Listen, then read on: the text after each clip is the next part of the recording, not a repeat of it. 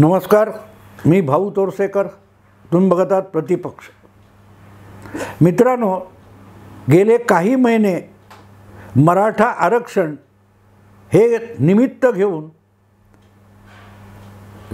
अंतरवली सराटी या गावचे झुंजार मराठा नेते मनोज जरांगे पाटील यांनी जे काय धुमशान केलेलं आहे, धुमाकूळ घातलेला आहे, तो संपत नाही आहे. आणि मला वाटत नाही आता त्यांनी कितीही रस्ता रोको करू देत, त्यांनी कितीही दगडफेक करू देत, आता सरकार या माणसाकडे ढुंकून बघणार नाही. आणि याची जाणीव कालपर्यंत त्याच जरांगे पाटील यांचं समर्थन करणारे आणि उदो करणारे अनेक लोक आहेत, त्यांच्या लक्षात यायला लागले. त्या वानखेडे म्हणून बाई आहेत, बारसकर म्हणून एक महाराज आहेत, कीर्तनकार आहेत, आणखीन एक त्यांचा कोणतरी सहकारी आहे. हे कालपर्यंत जरांगे पाटील यांच्या आंदोलनातले खंदे सहकारी जरांगे पाटील यांच्यावर ढोंगबाजीचा आरोप करायला लागलेले आहेत. कोणाची तरी सुपारी घेऊन जरांगे पाटील हे आंदोलन अधिकाधिक पेटवत चाललेत असे आरोप कालपर्यंत त्यांचे सहकारी असलेली माणसं करायला लागलीत. अगदी उघडपणे बोलायला लागलेत की जरांगे पाटील हे शरद पवारांचे हस्तक आहेत, इथपर्यंतचा आरोप झालेला आहे. आणि त्याची कारणंही त्यांनी दिली आहेत की बाकी सगळ्या राजकारण्यांना पक्ष निरपेक्ष राहून जरांगे पाटील जितक्या शिव्या मोजतात, जितके बेछूट आरोप करतात, त्यापैकी एकही आरोप शरद पवारांवर करत नाहीत. नामदेवराव जाधव यांच्यासारखा मराठा आरक्षणाचा अभ्यासक हा उघडपणे कागदोपत्री पुरावे दाखवून मराठा आरक्षणाचा मारेकरी कोण असेल तो सगळ्यात मराठ्यांचे ज्येष्ठ नेते, राजकीय नेते असलेले शरद पवार हेच मराठा आरक्षणाचे खरे मारेकरी आहेत, हे कागदोपत्री सिद्ध करत असतानासुद्धा मराठा आरक्षणासाठी आपलं आयुष्य आणि जीवन ओवाळून टाकले अशा पद्धतीत आंदोलन करणारे जरांगे पाटील शरद पवारांविषयी एक चकार शब्द बोलत नाहीत. ही पहिल्यापासून शंकास्पद गोष्ट होती. पण आता वानखेडेबाई आणि त्या संगीता वानखेडे मला वाटते आणि हे बारसकर बुवा, अजय बारसकर बुवा, या दोघांनी तर उघडपणे जरांगे पाटील यांच्यावर सुपारीबाजीचा आरोप केलेला आहे. वानखेडे मॅडम यांचा दावा मला अधिक पटतो की तुम्ही आरक्षण मागितलं होतं, सरकारने आरक्षणाचा विधानसभेमध्ये प्रस्ताव पास केला, जिथे कुणबी नोंदी आहेत त्यांना कुणबी प्रमाणपत्र द्यायला सुरुवात केली. मग अजून पाहिजे काय? पाहिजे आंदोलन, आरक्षण नको आहे. आरक्षण ही मागणी निव्वळ देखावा आहे. खरा मुद्दा सरकारच्या विरुद्ध एक लोकमत भडकवण्याचा उद्योग जरांगे पाटलांना करायचा आहे. आणि हे आता त्यांचे कालपर्यंत सहकारी असलेले लोक उघडपणे समोर येऊन बोलायला लागलेत. त्याच्याही पलीकडे गंभीर एक आरोप आणखी एका माणसाने केला आहे, मला त्याचं नाव आत्ता आठवत नाही, की जरांगे पाटील हे प्रसिद्धीच्या झोतात कुठून आले. जेव्हा त्यांनी उपोषण अंतरवली सराटीमध्ये सुरू केलं होतं त्याकडे कोणाचंही लक्ष नव्हतं. पहिले 4-5 दिवस जरांगे पाटील यांचं उपोषण चालू होतं, पण माध्यमांमध्ये सुद्धा त्याची फारशी बातमी आलेली नव्हती, गाजावाजा झालेला नव्हता. मग सलग 5-6 दिवसाचं उपोषण झाल्यानंतर त्यांची प्रकृती ढासळते, तर ती प्रकृती ढासळू नये, त्यांच्या जीवाचं काय बरं वाईट होऊ नये म्हणून सरकारी पातळीवर जे प्रयत्न झाले आणि डॉक्टर त्यांना उपचार करायला गेले, त्यावेळेला तिथे झालेली जी दगडफेक आहे, त्या दगडफेकीचं जे पुढे पर्यवसान फार मोठ्या संघर्षामध्ये झालं, जाळपोळीपर्यंत गेलं, पोलिसांच्या मोठ्या मोठ्या ज्येष्ठ पोलीस अधिकाऱ्यांच्या बदल्या करण्यात आल्या. तिथून जरांगे पाटील हे नावारूपाला आले. म्हणजे त्यांचं नाव गाजायला लागलं, त्यांचं रूप गाजायला लागलं. गावोगावी पोस्टर झळकायला लागले, मराठा योद्धा वगैरे वगैरे. आणि त्याची एक झिंग जरांगे पाटील यांना चढली. आणि तुम्हाला आठवत असेल तर त्यावेळेला एका पक्षाचे नेतेसुद्धा अंतरवली सराटीला जायला लागले. शिवरायांचे वंशज असलेले उदयनराजे भोसले, कोल्हापूरचे आपले संभाजीराजे छत्रपती, हे सुद्धा जाऊन आले. पण हळूहळू त्यांच्याही लक्षात आलं, प्रत्येकाच्या लक्षात आलं की हे प्रकरण काहीतरी वेगळं दिसतंय. ह्यामध्ये मराठा आरक्षण हा मुखवटा आहे, चेहरा नाही आहे. हा चेहरा लपवण्यासाठी आरक्षणाचा मुखवटा चढवण्यात आला आहे. पण जरांगे पाटील नावाचा जो चेहरा दिसतो त्याच्या मागे, त्या मुखवट्याच्या मागे चेहरा भलताच आहे. आणि तोच आरोप आता वानखेडे असतील किंवा कोणते बारसकर असतील, बारसकर यांनी केलेला आहे की शरद पवारांच्या इशाऱ्यावर कठपुतळी असल्यासारखे जरांगे पाटील हे आंदोलन रेटून रेटून नेत आहेत, रेटून रेटून नेत आहेत. आणि तिसरे मला ज्यांचं नाव आठवत नाही, जे त्यांचे जरांगे पाटलांचे सहकारी आहेत, त्यांनी उघडपणे सांगितलं की ज्या दगडफेकीतून पोलिसांवर हल्ला झाला, पोलिसही जखमी झाले, लोक जखमी झाले, अश्रुधूर लाठीमार झाला, या सगळ्या दगडफेकीला मुद्दाम चिथावणी देण्यात आली. आणि त्या चिथावणी मागे शरद पवारांचे त्या जिल्ह्यातले एक मोठे नेते त्या दगडफेकीचे सूत्रधार होते, असा आरोप जरांगे पाटील यांच्या कालपर्यंतच्या सहकार्याने केलेला आहे. राष्ट्रवादीच्या एका नेत्याच्या इशाऱ्यावर जे पोलीस तिथे आलेले होते बंदोबस्तासाठी, त्यांच्यावर दगडफेक करण्यात आली आणि त्यांना स्वतःच्या बचावासाठी लाठीमार करण्याची पाळी आणली गेली. आणि प्रसंग लक्षात घ्या मित्रांनो, हा लाठीमार झाल्यानंतर शरद पवारांचे अत्यंत विश्वासातले मानले गेलेले, ईडीच्या तुरुंगामध्ये सव्वा वर्ष जामिनाशिवाय जाऊन पडलेले माजी गृहमंत्री अनिल देशमुख सांगत होते की मंत्रालयातून आदेश आला आणि मग लाठीमार झाला. हे अनिल देशमुखांना कोणी सांगितलं? अनिल देशमुख हे जवळजवळ दीड वर्ष महाराष्ट्राचे गृहमंत्री होते. आणि खेड्यापाड्यात कुठेही मोर्चा हाणामारी झाली तर लाठीमार करायचे आदेश अनिल देशमुख देत होते गृहमंत्री म्हणून. मंत्रालयात बसून लाठीमाराचे आदेश अनिल देशमुख देत होते का? खंडणीचे आदेश त्यांनी दिले. मुंबईतल्या सगळ्या रेस्टॉरंट बारमधून दर महिना 100 कोटी रुपये गोळा करा असे आपल्याला आदेश अनिल देशमुखांनी दिले होते, असं सचिन वजे सांगतो. त्याचा साफ इन्कार करतात. अनिल देशमुख इन्कार कसला करतात?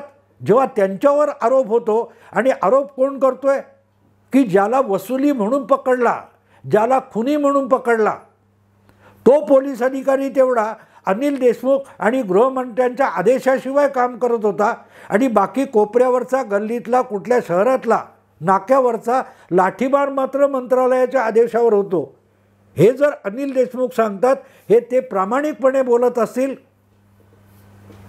तो हिरेन मनसुख त्याच्या मर्डरचा आदेशसुद्धा अनिल देशमुखांनी दिलेला असू शकतो. आणि कदाचित त्यांनीच तो दिलेला असल्यामुळे ते छातीठोकपणे सांगत होते की अंतरवली सराटीचा लाठीमार हा मंत्रालयाच्या आदेशावरून झालेला आहे.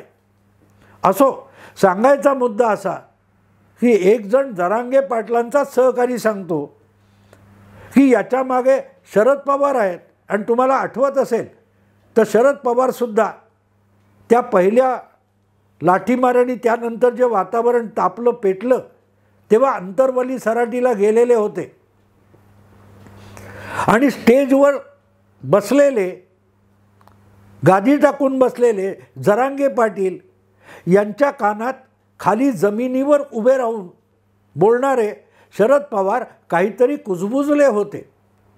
शरद पवार आणि जरांगे पाटील यांचा थेट हा असा संपर्क आहे ज्याचा आता शरद पवारांच्या पक्षाचे नेते प्रवक्ते इन्कार करतात की जरांगे पाटील आणि शरद पवारांची कधी भेट झाली नाही. मग ते कानात कुजबुजलेले शरद पवार हे कोणी डुप्लिकेट होते का, तोतया होते का? मुद्दा इतकाच आहे की आता जरांगे पाटील यांचे सहकारीच त्यांच्यावर थेट राजकारणाचा आरोप करतायत की शरद पवारांच्या इशाऱ्यावर जरांगे पाटील हे आरक्षणाचं राजकारण खेळायला लागलेत आणि असली प्यादी मोहरे उभे करायचे आणि राजकारणात दाणे टाकून कोंबड्या झुंजवायच्या, ही शरद पवारांची गेल्या 50 वर्षातली राजनीती राहिलेली आहे, धोरण आणि नीतिमत्ता राहिलेली आहे. त्यामुळे त्यावर शंका कोणीही व्यक्त केली तर त्याच्यावर विश्वास बसायला लागतो. अर्थात जरांगे पाटील यांनी त्याचा इन्कार केलेला आहे. आपल्याला नुसते प्रश्न विचारले गेले तरी प्रश्न विचारणाऱ्यावर उलटा आरोप करणं ही जरांगे राजनीती आहे. त्यामुळे त्यांनी त्यांच्याबरोबर कालपर्यंत असलेले भारसकर बुवा यांच्यावरही 40 लाख रुपये घेतल्याचा आरोप करून टाकला.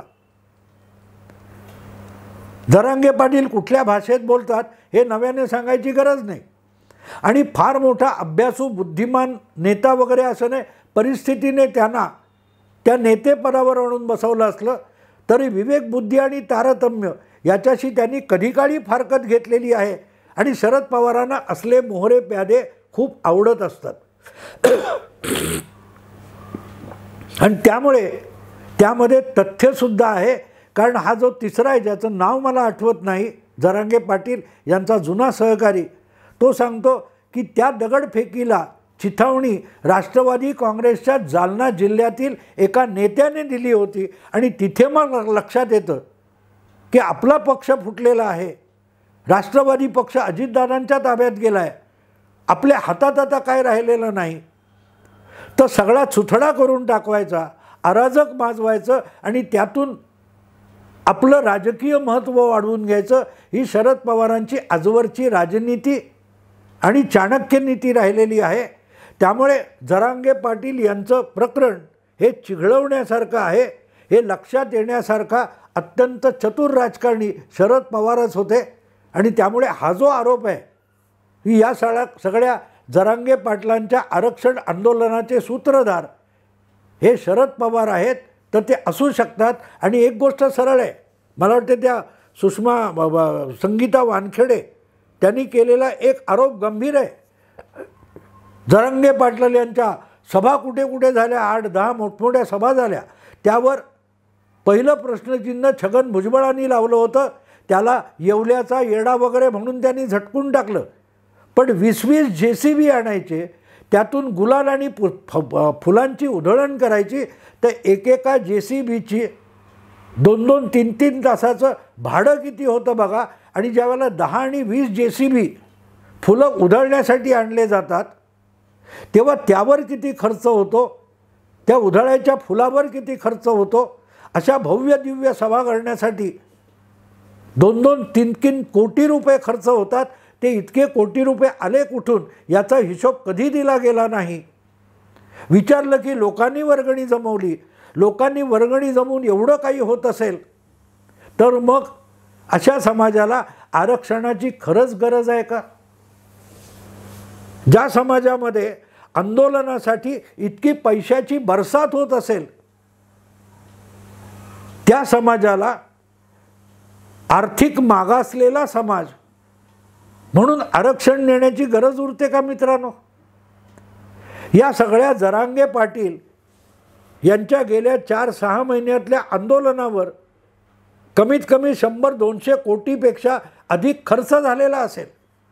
हा खर्च जर वर्गणी रूपाने जमा होत असेल तर तेवढी प्रचंड वर्गणी आणि देणगी देण्याची क्षमता असलेला मराठा समाज आहे आणि अशा मराठा समाजाला आरक्षण देण्याची गरज आहे का असा प्रश्न कोणी याचिकाकर्त्याने कोर्टामध्ये उभा केला तर त्याला कुठला मराठा आरक्षणाचा समर्थक किंवा वकील कुठल्या युक्तिवादाने उत्तर देऊ शकणार आहे?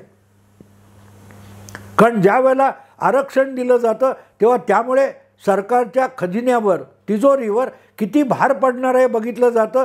तो जो भार 400, 500, 600, 1000 कोटीचा असेल तर तेवढी वर्गणी एकटे जरांगे पाटील मराठा समाजाकडून गोळा करू शकतात. जिथे आंदोलनासाठी 100-150 कोटी रुपयाची वर्गणी जमा होते, तिथे आपल्याच मराठा पोरांना आणि लेकरांना शिक्षणासाठी आणि नोकरीत कौशल्य मिळवण्यासाठी 1000 कोटी रुपये मराठा समाज सहज गोळा करू शकतो. असा युक्तिवाद कोर्टात होऊ शकतो.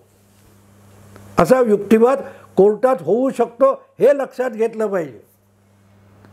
आणि म्हणून बारसकर असतील किंवा वानखेडे असतील किंवा आणखीन कोणी जे जरांगे पाटलांच्या सगळ्या वर्तनावर प्रश्नचिन्ह लावायला लागलेत, कारण हे आवाज आता आतून यायला लागलेत. कारण जितकं हे आंदोलन सरकत जाणार आहे, भरकटत जाणार आहे, तितका मराठा आरक्षणाचा विषय हा बारगळत जाणार आहे. आणि त्याचं कारण मी यापूर्वी अनेकदा सांगून झालेलं आहे. या पद्धतीची आंदोलनं, जाट आंदोलन, गुर्जर आंदोलन, पटेल आंदोलन, हे आपल्यासमोरची उदाहरणं आहेत. जसे महाराष्ट्रात मराठे, तसे हरियाणामध्ये जाट, राजस्थानमध्ये गुज्जर आणि गुजरातमध्ये पटेल आहेत. ती आंदोलनं पण अशाच आरक्षणाच्या ह्याच्यावर पेटली, भडकली आणि बारगळली. मराठा आरक्षणसुद्धा जरांगे पाटलांच्या या आक्रस्ताळेपणामुळे जवळपास बारगळलेलं आहे आणि लवकरच ते आटोपतं घेतलं नाही तर रसातळाला जाणार आहे. सरकारच्या, राज्य सरकारच्या आवाक्यात जेवढं आहे ते राज्य सरकारने करून दाखवलेलं आहे. ते आता कोर्टात कसं टिकवायचं आहे, रोज रोज नव्या नव्या मागण्या करायच्या आणि मग त्यासाठी आंदोलनाचे पवित्रे घ्यायचे. यातून आंदोलनकर्तेसुद्धा हळूहळू घटत जाणार आहेत. आणि या विषयाच्या अगदी आरंभापासून केलेल्या व्हिडिओत मी सातत्याने दत्ता सामंत आणि अण्णा हजारे यांची आठवण करून दिलेली आहे. 10-12 वर्षापूर्वी अख्खा देश गदगदा हलवणारे अण्णा हजारे आज राळेगणसिद्धीमध्ये एकटे पडलेत. त्यांना कुठल्या विषयावरचं त्यांचं मत विचारायला सुद्धा कोणी जात नाही. योगायोगाने 2 शब्दाचं नाव असलेलं राळेगणसिद्धीसुद्धा आहे आणि अंतरवली सराटीसुद्धा आहे. दोन्हीकडे उपोषण हेच धारदार हत्यार म्हणून वापरलं गेलं आहे. पण एक अतिरेकामुळे आधीच बोथट होऊन गेले आणि दुसऱ्याला आपण आवरावं कसं तेच समजत नाही आहे. आणि त्याला राजकारणी लोक कठपुतळीसारखं खेळवत आहेत. जरांगे पाटलांना मी एवढंच सांगेन की लाख किंवा लाखात मोजला जाणारा मराठा आहे. एक मराठा, लाख मराठा नाही. जो मराठा लाखात मोजला जातो, करोडोत मोजला जातो, असा मराठा तुमचा सांगाती आहे.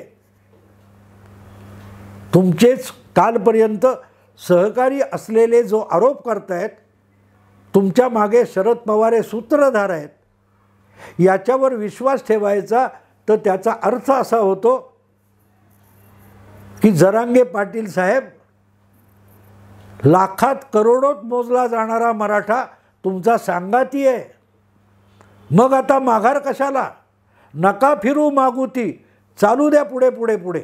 आंदोलनं चालू देत, जाळपोळ चालू देत, रस्ता रोको चालू देत. कोणाचा बाप तुम्हाला अडवणार आहे? आंदोलन करणं आमचा अधिकार आहे. आरक्षण मिळालं नाही तरी चालेल, पण जरांगे पाटलांचा अधिकार सिद्ध झाला पाहिजे. आणि पवारांना पाहिजे म्हणून महाराष्ट्राच्या राजकारणात आणि सार्वजनिक जीवनात अराजक माजलं पाहिजे. तेव्हा जरांगे पाटील, आता मागं फिरायचं नाही, न मागुती तुला फिरायचे. कारण लाख मोलाचा सांगाती तुमच्याबरोबर आहे. तुम्ही कशाला मागे फिरणार? फिरू नका. आगे बढो, आंदोलन आणखीन तीव्र करा. हळूहळू करत आज महत्त्वाचे सहकारी गेलेत. उद्या गावागावामध्ये जेव्हा मराठेतर समाजाकडून गावातल्या मराठ्यांना त्रास व्हायला सुरुवात होईल, तेव्हा गावागावातले मराठेसुद्धा जरांगे पाटलांची साथ सोडण्याचा धोका आहे. आणि तो जर कळत नसेल तर समजावणार कोण? पुढे जा. लाख मोलाचा मराठा तुमच्या सांगती आहे, ज्याचं नाव शरद पवार आहे, असं वानखेडे वगैरे सांगतात. ते आता माघार घ्यायची नाही, मागे बघायचं सुद्धा नाही. आगे बढो, आगे बढो. जरांगे पाटील आगे बढो. मित्रांनो, आता इथेच थांबतो. आवडलं लाईक करा, शेअर करा, सबस्क्राईब करा. नमस्कार.